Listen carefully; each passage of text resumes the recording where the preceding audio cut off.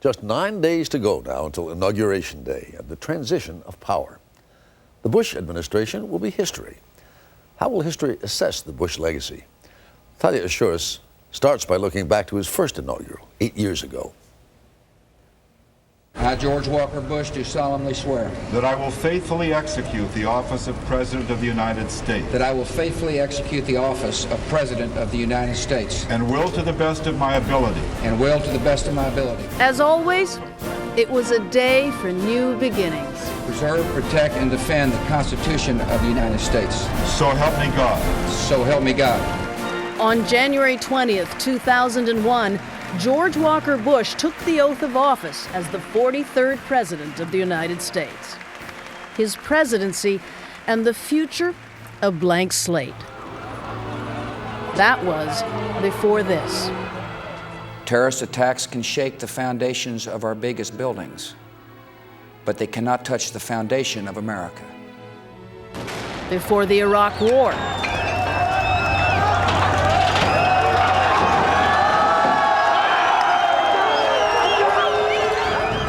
Before Katrina swept ashore.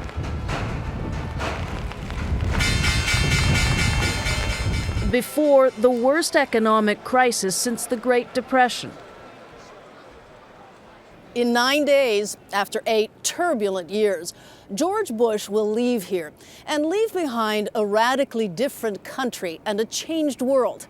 And the wrangling will officially begin over the Bush legacy, how this presidency will be viewed through the long lens of history.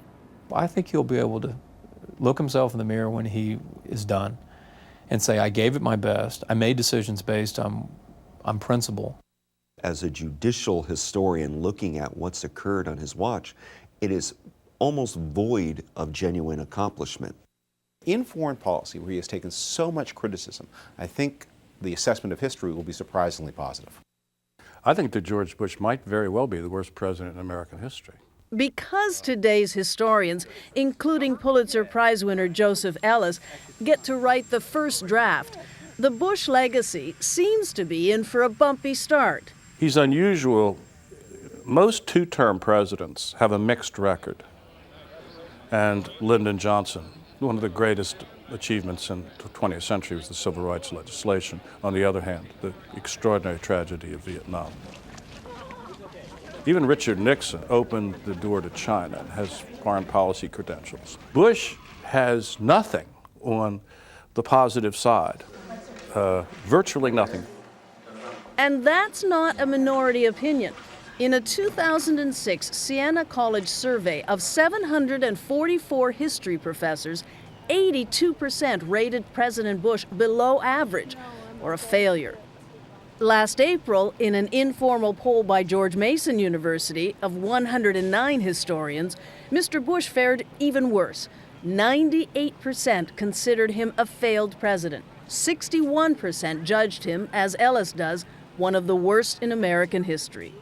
John Adams, the second president, said that there's one unforgivable sin that no president will ever be forgiven, and that is to put the country into an unnecessary war. I think that Iraq has proven to be an unnecessary war and will appear to be more unnecessary as time goes on. Is the Iraq War the defining component of his presidency? Well, the Iraq War is the defining variable because it was his decision.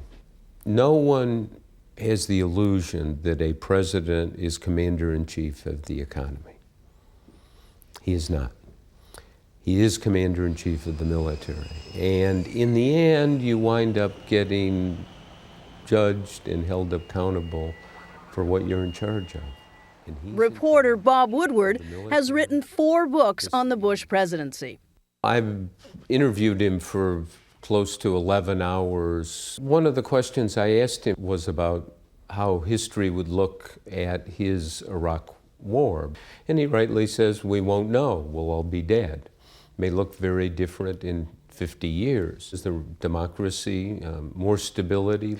If that's the case, it's quite possible historians who are measuring that legacy will look back on it and say, he did fine.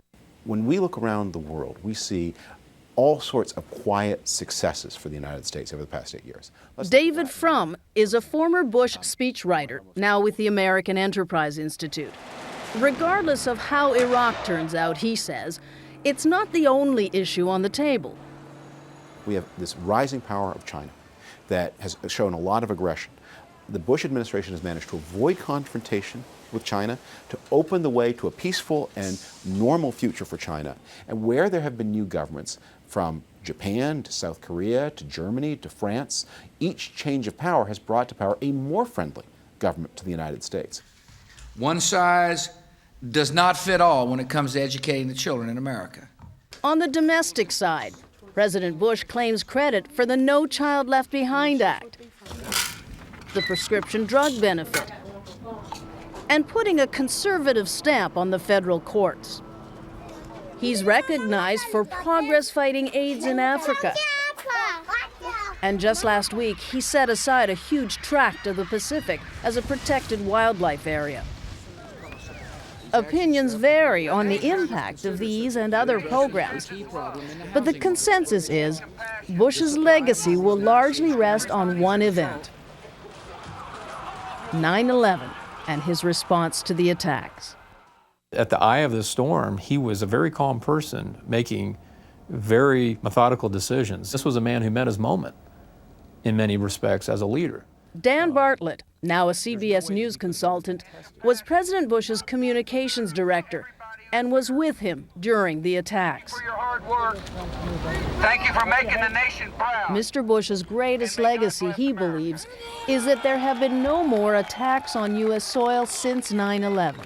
Which at the time was not something that was considered to be possible. Many people thought it was only inevitable that the terrorists who want to do harm to our country would be successful. I think President Bush was a good man, so infuriated and angered by 9/11 that he put on his ideological blinders and forgot that we have other things we represent: civil liberties here at home, a constitution, global human rights. That he started disliking the world community, alienated allies for no reason. Presidential historian Douglas Brinkley, also a CBS consultant, sees 9/11 as a different kind of turning point.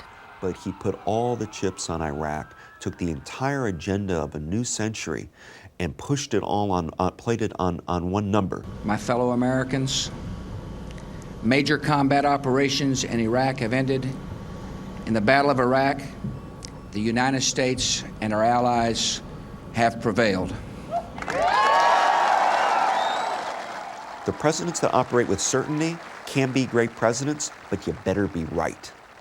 To be certain and be wrong is a disaster. There is a handful of presidents usually included in the top tier of historical rankings: George Washington, Abraham Lincoln, Theodore Roosevelt. So, where will George Bush fit in? Dan Bartlett believes the debate is still too tinged with partisan politics for any objective measure. And I think the politics of the moment, and they've gotten very acrimonious, will slowly fade, and then you can have a more dispassionate view of what did this person achieve, what was he trying to do, and was that actually right? My sense is it's going to be a more favorable picture. So is President Bush's current low rating among historians just liberal bias? Rice University's Douglas Brinkley doesn't think so. When I'm sitting here telling you that Ronald Reagan and Theodore Roosevelt and Dwight Eisenhower were outstanding presidents, these are Republicans. I'm telling you Ronald Reagan was one of the 5 greatest presidents in American history. I'm not saying that because I'm a liberal. I'm just saying it because it's a fact. But you have to then accept when I'm telling you George Bush is one of the 5 worst presidents in American history, it's not because I want to stick it to him. He simply failed on the big questions of his day. I'm not going to be around to see the final history written on my administration. The truth is, history's verdict takes time to reveal itself. In his mind, he sees himself a little bit like Harry Truman or Abraham Lincoln. Misunderstood in their time. And, we're going to have to go to another time to get a really solid historical judgment of that. And he's right when he says we'll all be dead. We won't know.